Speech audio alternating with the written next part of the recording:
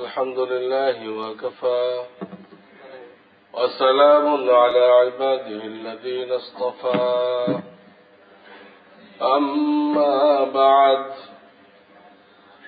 فأعوذ بالله من الشيطان الرجيم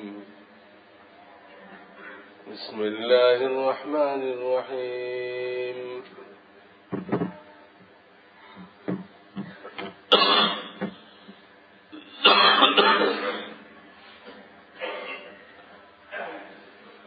القارعة ما القارعة وما أدراك ما القارعة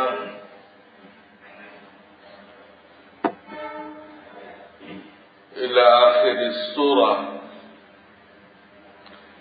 وقال النبي صلى الله عليه وسلم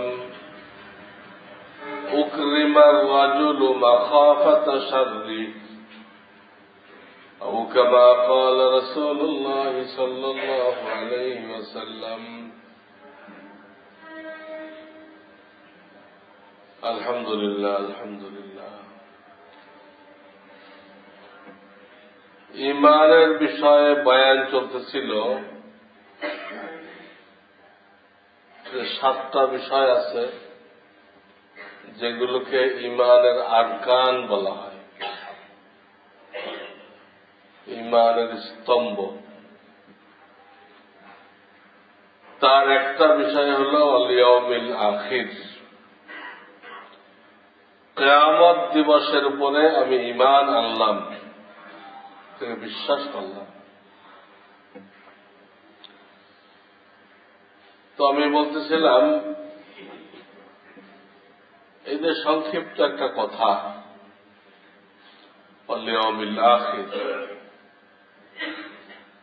সূরা ফাতিহাতে বলা হয়েছে মালিকি ইয়াউমিদ্দিন, কিয়ামত দিবসের মালিক। এইটার উপরে ঈমান আনতে গেলে 3টা ধাপ আছে। এই 3টা ধাপ মানলে এটা হবে।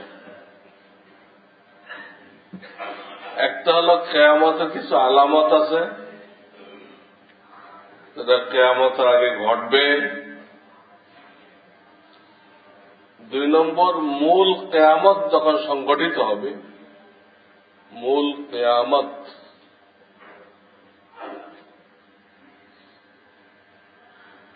সেটার ব্যাপারে কোরআন হাদিসে কি বলা হয়েছে। 3 নম্বর, কিয়ামত দিবসের পরে মিজান নামক দাড়িপাল্লায় হিসাব হওয়ার পরে কি হবে, জান্নাত জাহান্নাম আরাফ এগুলো সামনে আসবে। এই 3টা ধাপ সবগুলো যদি কেউ মানে তাহলে তার ব্যাপারে বলা হবে এই লোকটার কিয়ামতের উপরে ঈমান আছে, গ্রহণযোগ্য ঈমান আছে। কোন একটা ধাপ যদি অবিশ্বাস করে তো কোরআনে বা হাদিসে বলা হয়েছে কোন একটা ধাপের কোন একটা অংশ অবিশ্বাস করল, তাতেও তার ঈমান হবে না। তার যে ঈমান, ওই ঈমান আল্লাহর দরবারে কবুল হবে না। আর ঈমান কবুল না হইলে সমস্ত আমল, মেহনত, কুরবানি, দান খয়রাত, ইবাদত, বন্দেগী সব শেষ, 1 পয়সা দাম নেই। ঈমান যদি আল্লাহর দরবারে গ্রহণযোগ্য না হয়, কোন কারণে বাতিল গণ্য হয়, তার ইবাদত, সকল ইবাদত মূল্যহীন হয়ে যায়। এই জন্য বারবার বলেছি ভাই, এই পাসপোর্টের ইমান চলবে না, আদমশুমারের ইমান চলবে না, পৈতৃক সূত্রের ইমান চলবে না। আপনার ইমানের জন্য আপনাকে মেহনত করতে হবে, আমার ইমানের জন্য আমাকে মেহনত করতে হবে।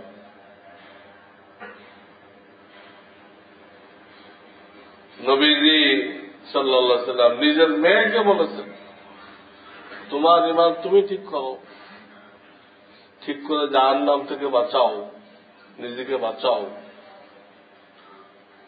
আমি তোমাকে পয়সা করে দিতে পারবো, কিন্তু ইমান ঠিক করে জাহান্নাম থেকে যদি নিজেকে না বাঁচাও, আমি মুহাম্মদ রাসূলুল্লাহ সাল্লাল্লাহু আলাইহি ওয়াসাল্লাম তোমাকে কোনো সাহায্য করতে পারবো না। লা আমলিকু লাকা মিনাল্লাহি শাইআ, নবীর শব্দই আল্লাহ হ্যাঁ, লা আমলিকু লাকা মিনাল্লাহি শাইআ, আল্লাহর আযাবের ব্যাপারে আমি তোমাকে কোনো সাহায্য করতে পারবো না। নূহ আলাইহিস সালাম পারে নাই ছেলের জন্য, ইব্রাহিম খলিলুল্লাহ পারে নাই বাপের জন্য, লূত আলাইহিস সালাম পারেন নাই বিবির জন্য। মুহাম্মদ রাসূলুল্লাহ সাল্লাল্লাহু আলাইহি ওয়াসাল্লাম মনে প্রাণে চাইছিলেন চাচার ব্যাপারে, চাচা ঈমান আনে নাই, তো নবীজি কোনো সাহায্য করতে পারবেন না। এই জন্য ভাই, ইসলামে এটা হলো সবচেয়ে গুরুত্বপূর্ণ বিষয়। এই জিনিসগুলো জানা, দিলে বসানো, শুধু জানলে হবে না, বসাইতে হবে।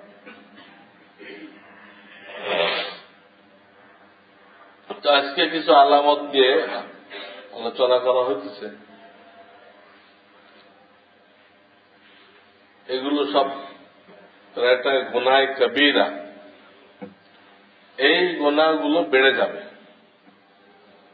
আগেও ছিল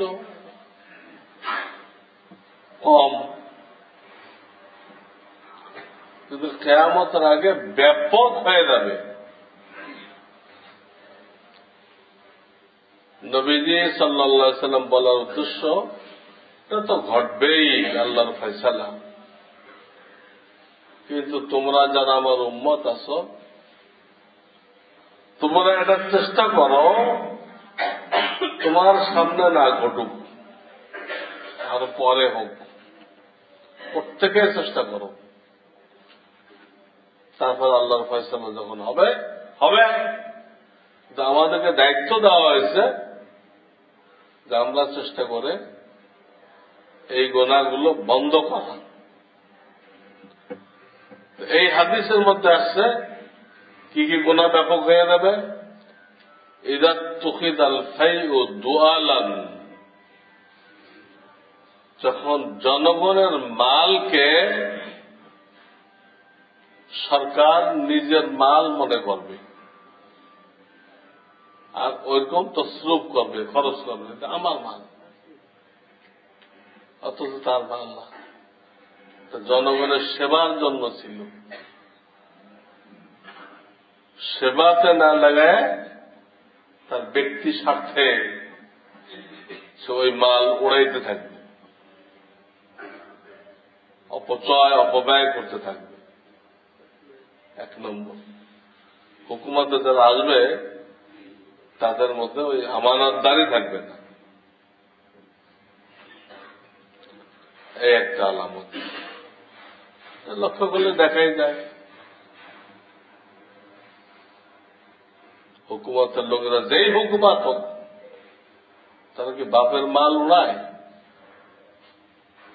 এক একজন এক এক কাণ্ড ঘটায়, কোটি কোটি টাকা ব্যয় করে, অথচ এক পয়সা ফায়দা নেই। জনগণের 1 পয়সা ফায়দা নেই, কোটি কোটি কোটি টাকা ব্যয় করে। কি অমুক নামটা চেঞ্জ করতে হবে, কি চেঞ্জ করলে কি হবে? কার স্বাস্থ্য ভালো হবে? ব্যবসায় উন্নতি হয়ে যাবে। একদম ফালতু, দিমাগ খারাপ। ইযা তুখিযাল ফাইউ দুআলা ওয়াল আমানাতু মাগনামান, কারো কাছে আমানত রাখবেন, তার ফিরে পাওয়ার আশা করতে পারবেন না। সে এটাকে গনিমতের মাল মনে করে খেয়ে দেয় শেষ। আমানতদারি থাকবে না। আমানত রাখতে পারবেন, এই পর্যন্ত শেষ, আর পাওয়া যাবে না। গনিমত মনে করবে, গনিমত পাওয়া গেছে।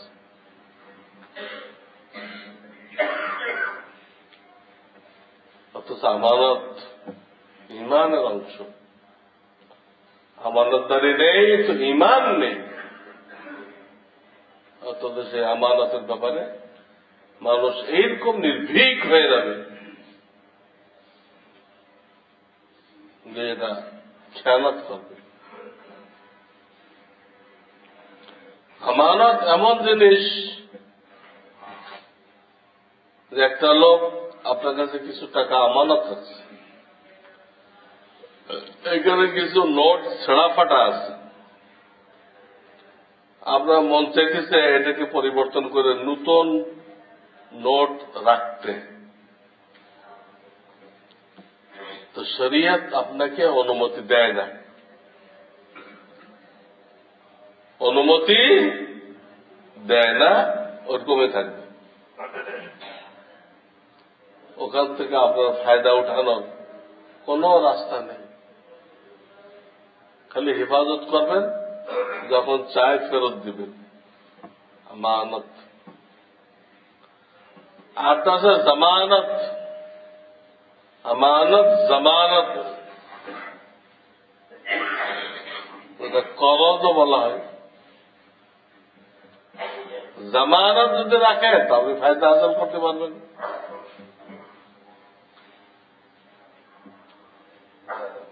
ফায়দা হাসিল করতে পারবেন। আমানতে ফায়দা হাসিল করা যায় না, কিন্তু কোন কারণে চুরি হয়ে গেলে ফেরত দেওয়াও লাগে না। জামানতে ফেরত দেওয়া লাগবে। সুবিধাও আছে, অসুবিধাও আছে। তো আমানতকে গনিমত মনে করবে। আর যাকাত মাগরামান, যাকাতকে লোকেরা ট্যাক্স মনে করবে। যাকাত তো আল্লাহর শুকরিয়ার একটা বিষয়, যে আল্লাহ আমাকে এত দিচ্ছেন, সে আল্লাহকে খুশি করার জন্য সে আল্লাহর কিছু মনোনীত বান্দাকে আমি 40 ভাগের 1 ভাগ দিয়ে দিচ্ছি, আর আল্লাহ খুশি হয়ে যাবেন। আল্লাহ খুশি হয়ে যাবেন, দৃষ্টি দিবেন, দৃষ্টি দিবেন। যাকাত ঠিক মতো দিলে আল্লাহ দৃষ্টি ঠিক মতো দেয়। যাকাত গড়বড় করলে দৃষ্টি ঠিক মতো হয় না। সাইজ মানবে এটা? সাইজ মানলে লোকেরা গাছ কেটে ফেলছে, এই জন্য বৃষ্টি হইতেছে না। সায়েন্সের কথা হাদিস কোরআনের সাথে মেলে না। এই জন্য সায়েন্স পড়তে গেলে ওলামাদের সোহবত আসা জরুরি, যাতে আপনি বেঈমান না হয়ে যান। সায়েন্সে বহু বেঈমানি কথা শেখানো হয়। এই একটা গাছ কেটে ফেলছে তাই বৃষ্টি হইতেছে না। কোরআন হাদিস কইতেছে যাকাত ঠিক মতো দেয় নাই তাই বৃষ্টি হইতেছে না। কোরআন হাদিস কদিনে বেহায়া বেশি হয়ে গেছে, নির্লজ্জতার কাজ, তাই ভূমিকম্প হইতেছে। সায়েন্স বলতেছে জমিনের নিচে যে প্লেট আছে এই প্লেট গড়বড় হয়ে গেছে, সরে গেছে। প্লেট সরে যাওয়ার কারণে ভূমিকম্প হইতেছে। কোরআন কি কইল, সায়েন্স কি কইল? সায়েন্সের কথাগুলো ওই 6 অন্ধ যে হাতি দেখতে গেছিল, ওই হাতি দেখার কিচ্ছা, বাস্তবের সাথে কোনো মিল নেই। কোরআন হাদিস বলতেছে সূর্যগ্রহণ, চন্দ্রগ্রহণ আল্লাহ মানুষকে তার কুদরত দেখান, আমার এই কুদরত এত বড় সূর্য 13 লক্ষ গুণ, এটাকে আলোবিহীন করে দিলাম, আমার নাফরমানি করো না। কোরআন হাদিস বলতেছে। সায়েন্স বলতেছে চন্দ্র মাঝখানে আড়াল হয়ে গেছে, এই জন্য সূর্য আলো দিতে পারতেছে না। আরে পৃথিবীর থেকে চন্দ্র ছোট, পৃথিবীর সমানও না, কেমনে আড়াল হয়ে গেল? আড়াল হয়ে 13 লক্ষ গুণ বড়, এটা আলো নিভাই দিল। গাজা করে কথা, বিশ্বাস করলে ইমান থাকে না। তো যাকাত শুকরিয়ার বিষয়, খুশি খুশি দেওয়ার বিষয়, এটা খুশি খুশি দিবে না। সরকারের ট্যাক্স যেরকম মনে কষ্ট নিয়ে দেয়, না পারতে দেয়, যাকাত এইরকম দিবে, খুশির সাথে দেবে না।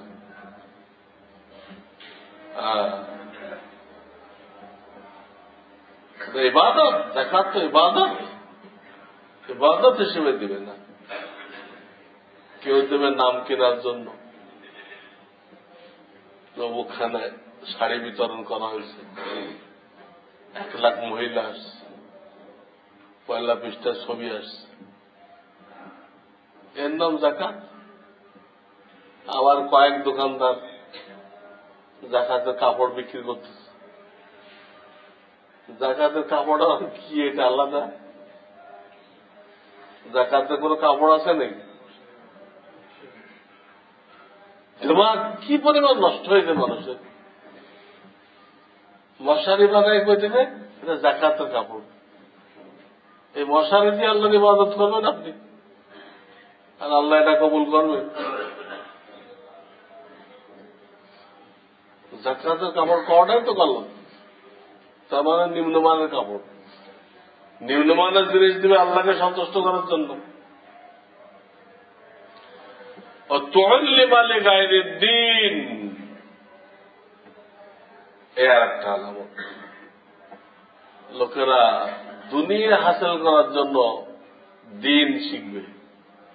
সবার কথা বলতেছে না, অনেক মানুষ, অনেকে আল্লাহর জন্য শিখবে।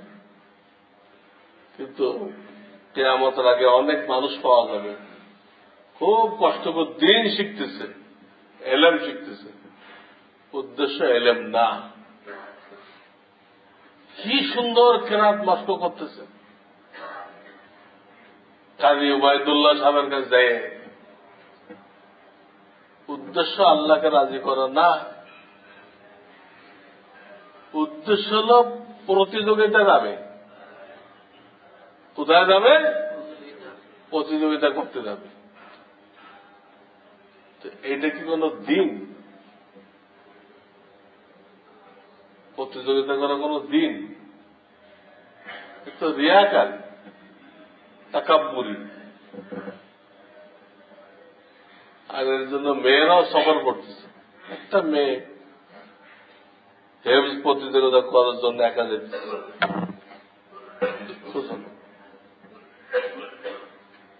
তো বহুত লোক এলেম কালাম শিখবে, উদ্দেশ্য দুনিয়া অর্জন করা,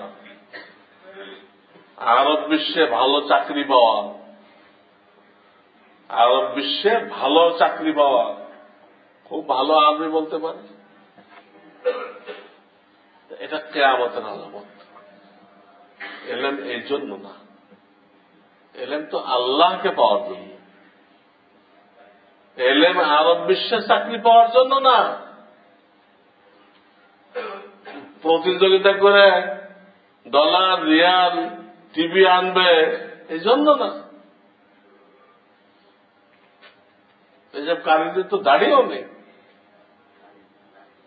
হ্যাঁ, নাম আন্তর্জাতিক ক্ষতিসম্পন্ন কারী একজনের নাম,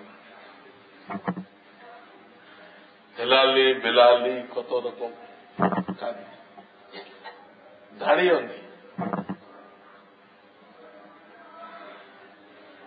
এই হইল অবস্থা। এই জন্য কোরআন তেলাওয়াত করা যায় যাবে। তো এই একটা আলামত। তারপরে বলা হয়েছে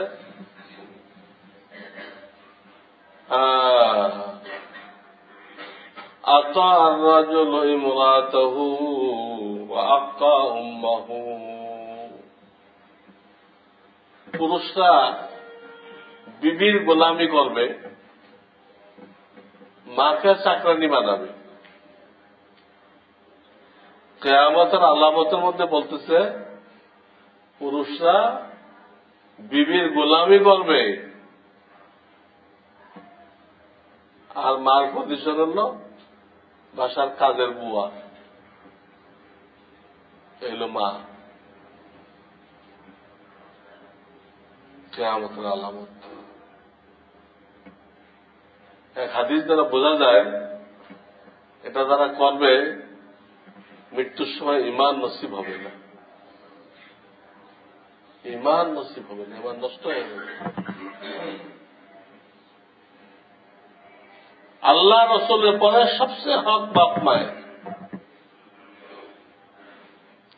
এই দুইজনের মধ্যে আবার বেশি হক মায়ের। মা যেহেতু উসুল করতে পারে না, বাপ তো তার হক উসুল করতে পারে। বাপের কথা শুনবে না, ফটাফট কয়েকটা লাগাই দেয়, দিয়ে তেজ্য পুত্র করে নামাই দেয় বাড়িতে। এই জন্য বাপরে ডরায়, না তো না লাগাইতে পারে কয়েকটা, না এটা করতে পারে। এই সুযোগে মা চাকরানি হয়ে গেছে। নাউযুবিল্লাহ। এটাই হাদিসে বলা হয়েছে, আতা আর-রাজুলু ইমরাতাহু ওয়া আক্কা উম্মাহু। লোকেরা বিবির ফরমায়েশ মতো কাজ করবে আর মায়ের নাফরমানি করবে, মায়ের কোন কথার মূল্যায়ন হবে না। এগুলো সব মসজিদে বাপ মায়ের হকগুলো লিখে রাখা দরকার। বাপ মা বেঁচে থাকলে 7টা হক, মারা গেলে আর 7টা হক, মোট 14টা হক। আমরা বহুত লোক জানি না। আমরা বাপ হয়ে অনেকে দাদা হয়ে গেছি, নানা হয়ে গেছি, আমরাই জানি না 14টা হক কি। আমরা অনেকে বাপ হয়েছি, দাদা হয়েছি, নানা হয়েছি, হ্যাঁ, এখনো জানা হয়নি। ওদিকে আমাদের ডিগ্রি কি, বড় বড় ডিগ্রি। আরে মোটা মোটা কথা আল্লাহ এগুলো কইছে একদম বকলম। ওইসব ডিগ্রির কোন দাম আছে? যে ডিগ্রির দ্বারা আল্লাহর হুকুম জানা যায় না, আল্লাহকে চেনা যায় না। সেজন্য আমাদের মসজিদে না থাকলে লাগাই দিবে 14টা হক, 7টা বেঁচে থাকলে 7টা মারা গেলে। বাপের থেকে মায়ের হক 3 গুণ বেশি। আদনা সাদিকাহু আকসা আবাহু, এই আর দুটা। এখানে কি বলা হয়েছে? বন্ধু বান্ধবকে সাংঘাতিক আদর আপ্যায়ন করবে, আর বাপের প্রতি কোনো ভ্রুক্ষেপ করবে না। কিয়ামতের আলামত হল লোকেরা তার বন্ধু বান্ধব যারা আছে তাদের সাংঘাতিক আদর আপ্যায়ন করবে। কিন্তু গ্রামের থেকে বাপ আসছে,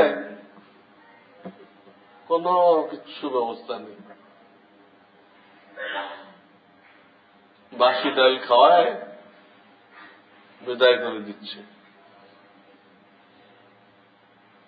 গোড়ায় মাথায় করে গুড়ের ঠেলা নিয়ে আসে, গুড়ের কলস,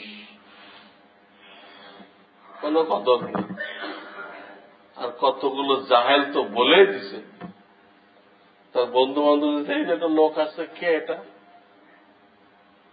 লুঙ্গি এক পায়ে হাঁটু পর্যন্ত আর এক পায়ে রান পর্যন্ত লুঙ্গি পড়ছে, এই ক্ষেত্রে আমার করতে আসবে।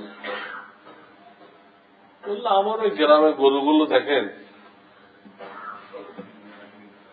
বাপের পরিচয় দিচ্ছে বন্ধু বান্ধবের কাছে, আমার তো গ্রামে অনেক গরু,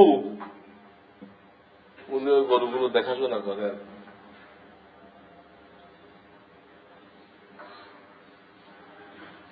কারণ বাপ যে কি জিনিস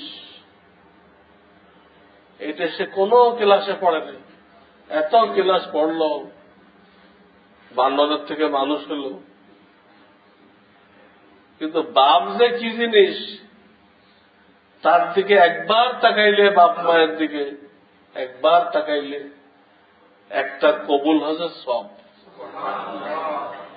কয়েকবার তাকায় কয়েকটা কবুল হজের সব। এত বড় ফজিলত, তাকাইছে মুহাব্বতের দৃষ্টিতে বাপের দিকে তাকাইছে, তাই একটা কবুল হজ। এতে কিন্তু ফরজ হজ আদায় হয়ে যাবে না, ওটা তো করতে হবে, সব পাওয়া যাবে। হাদিস, মা মিন ওয়ালাদিন বারিন ইয়ানজুরু ইলা ওয়ালিদাইহি নাযরাতা রাহমাতিন ইল্লা কাতাবাল্লাহু লাহু বিকুল্লি নাযরাতিন হাজ্জাতাম মাবরুরা। হাজ্জাতাম মাবরুরা মানে কি? কবুল হজ। বাপ মায়ের দিকে মুহাব্বতের দৃষ্টিতে একবার তাকাইলে একটা কবুল হজের সব পাওয়া যায়। সেই বাপের সাথে এই আচরণ, বাপ আসছে, তার জন্য সবচেয়ে ভালো ইন্তজাম করার দরকার ছিল, তার থাকা খাওয়ার জন্য। অথচ কোন গুরুত্ব নেই, কোন গুরুত্ব নেই। আপনাদেরকে আমি কিস্সা শোনাইছিলাম। কি কিস্সা শোনাইছিলাম? এক লোক হজের থেকে আসছে 3টা চাদর লয়ে, একটা 3000 টাকার, একটা 2000 টাকার, একটা 1000 টাকার চাদর, রিয়াল। তো আমাদের মুরব্বী যাত্রাবাড়ির হুজুর, গুলশান সেন্ট্রাল মসজিদের খতিব, আমরা একই সিলসিলা, একই পীরের মুরিদ। তো ওনার মুসাল্লি,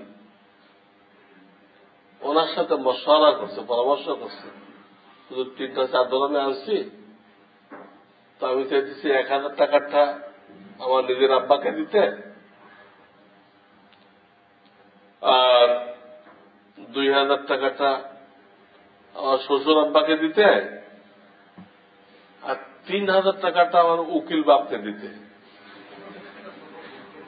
এটা ঠিক আছে কিনা আপনি একটু পরামর্শ দেন। আমাদের আলেম মানুষ, আমরা তো ধর্মের ব্যাপারে জানি না ভালো করে। তো উনি বলেন, আপনি আপনার যুক্তিটা আমাকে বুঝান।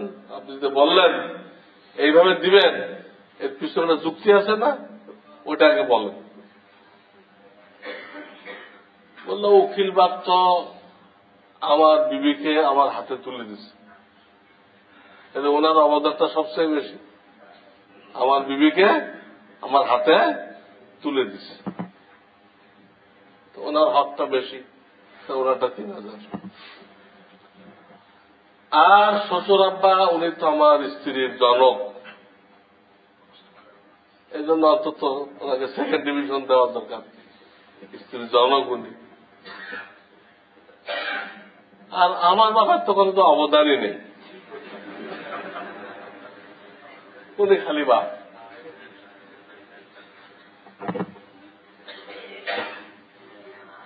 উল্টা সমঝিলা রে রাম, কিসা আছে, সেই কিসা আছে।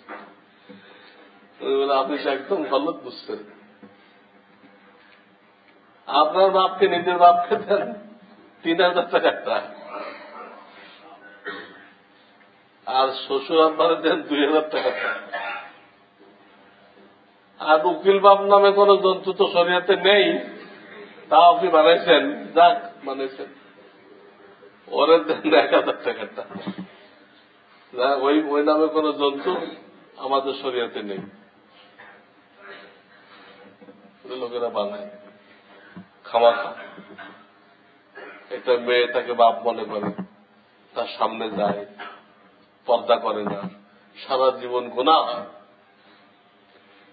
এই হল আমাদের আকলের অবস্থা। এই হাদিসে আরো আলামত রয়ে গেছে, আজকে সময় হইতেছে না, তো বলা হবে ইনশাআল্লাহ।